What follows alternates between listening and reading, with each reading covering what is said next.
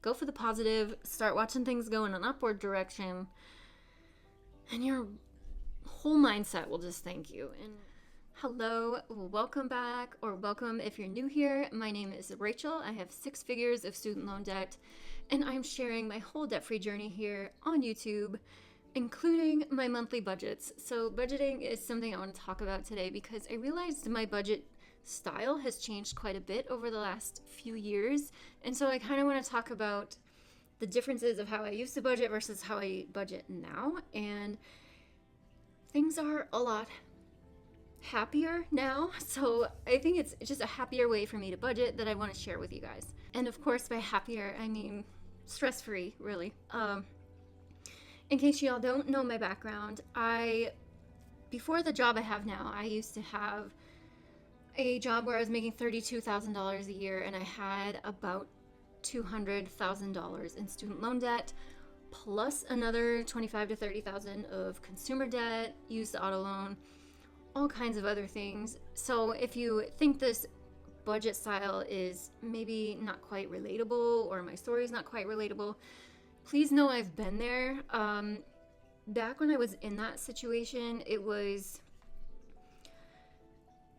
really like financial fight or flight mode for a few years, and that's really the only way I can think to describe it, just because I was so panicked and stressed out about money at that time.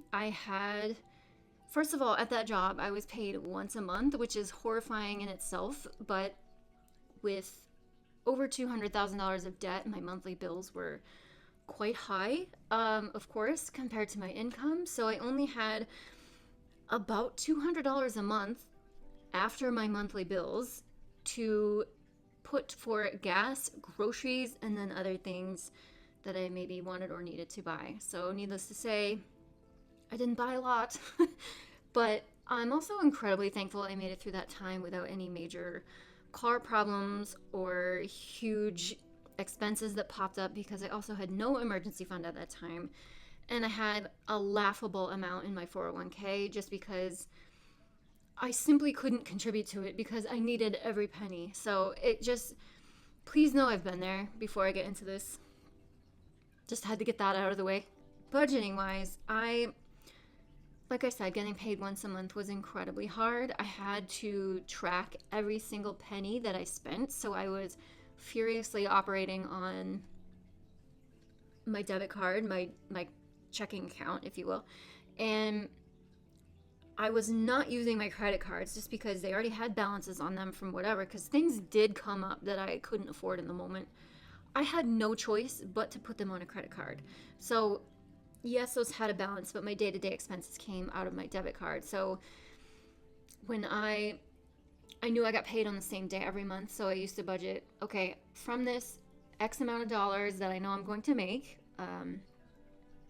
I think back then I was on salary, so I think I know I got paid the same every single month. So I knew what I was going to get paid, and I knew from that paycheck, here's all the bills that I have. And with the exception of maybe like electricity, water bill, those things fluctuated a little bit, but everything else was pretty well the minimum because rent stayed the same, and of course, all of my student loans stayed the same monthly payment because I was already at the absolute minimum payment I could make towards them every month, because even those companies have their minimums, even though I was on income based.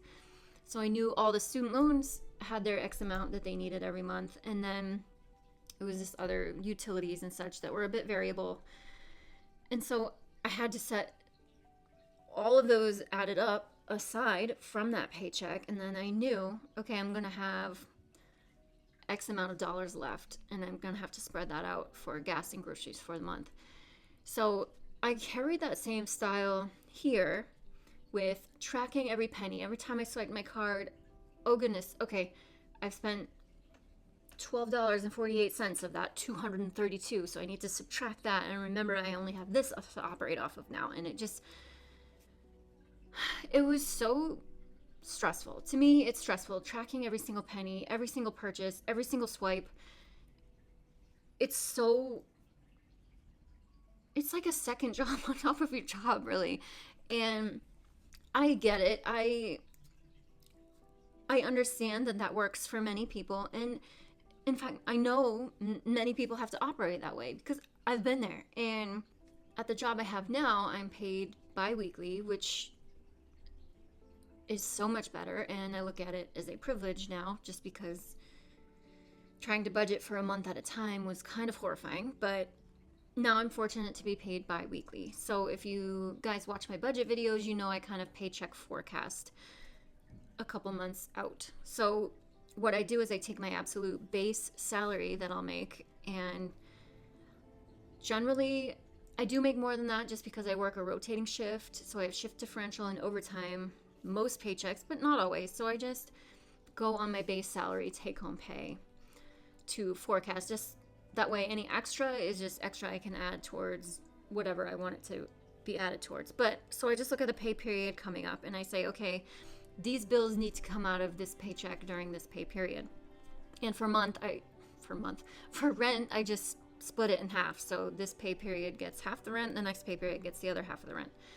So I just subtract out what bills are coming out of the pay period, and then out of what's left, what I now do is I pay myself first. And by that I mean I save a chunk to go towards something of my choosing, which for me is either saving for student loans. Sometimes I take some and I want to apply it to investing in either my Roth or FundRise or whatever it be. And that's what I mean by pay myself first. If I were debt free, that lump would be going towards savings or straight to investing. And by savings, I mean an emergency fund or saving up for my next rental property or whatever. But right now, debt is my priority, even though I am also trickling some money at, of course, an emergency fund. I think that's incredibly important, and investing as well. So I have my paycheck amount. I subtract out what I'll need for bills from that pay period. Then I'll subtract a chunk for paying myself first for debt, investing, or savings. And then I usually leave myself a few $100s from the paycheck to live off of. Gas, groceries, shopping, whatever. It's just a rough amount. Even 300 is generous. Most pay periods, it's usually like 120, a couple hundred maybe. And I know I'm kind of fortunate to be able to have even that much left over nowadays. That feels like a privilege to me still. So now how does this play into a happier budget? Well, for me, what I have found is you can only cut your expenses down so much, right?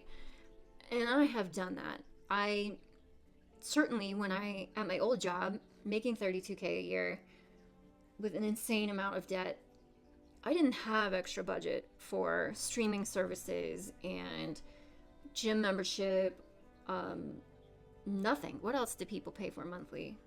I don't know. Absolutely any extra, no. I used my boyfriend at the time's Netflix account, and that was all we had. It was miserable to maintain such diligence to just slash and slash and slash. And you know what? We're getting the cheaper food option today at the grocery store. It just, no out to eat, nothing. And now it's, that mentality certainly carried over to this job. And even to this day, I still think excess streaming services are a bit frivolous. I only have Netflix, and that's all. I keep my monthly payments as low as possible still to this day, which is fine. I just got used to that. And that's not me trying to cut my expenses anymore. I was there for quite some time, and it was so miserable. And now I realize I've shifted focus to instead adding money to it and watching my emergency fund, my student loan debt savings account, watching those grow, and my FundRise account for real estate investing. Watching accounts and amounts that you have grow is so much more exciting. I think if you intentionally try to make the shift from slashing, cutting, no, I can't do that, and maintaining focus on the can'ts and the negative and the, oh crap, I'm not allowing myself to do that. I don't have money for that. And instead switch your mentality to focusing on, you know what, I do have $5 I can add to my emergency account this week.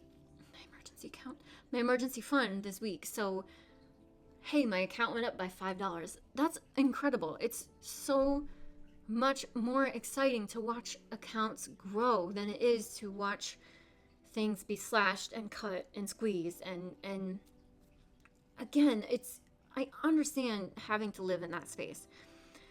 And that's fine, but if you get it to a point where it's just as small as you can get it, now shift focus to the positive and say, dang, I really need to work on an emergency fund. I really need to get my emergency fund in a better spot.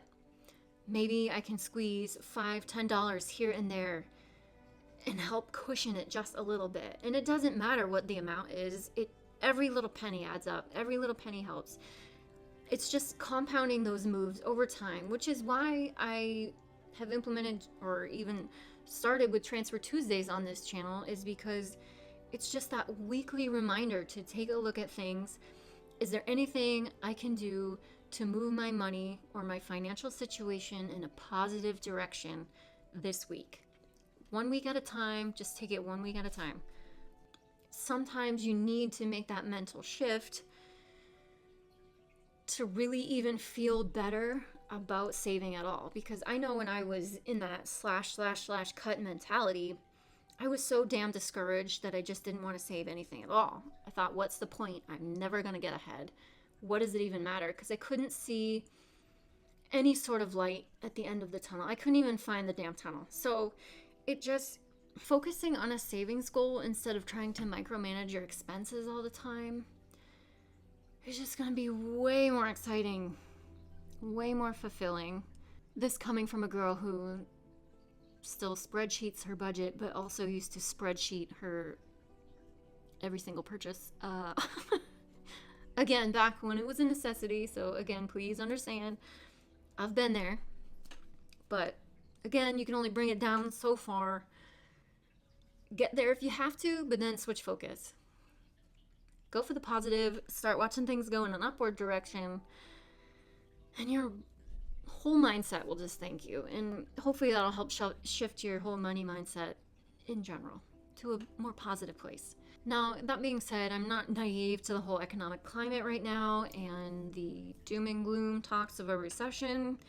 It's kind of still up in the air officially, whether we're in one or not, but technically we kind of are. So, yay, but also a lot of like the big financial gurus, heavy hitters are predicting a pretty gnarly recession coming for us in 2023, which is crappy.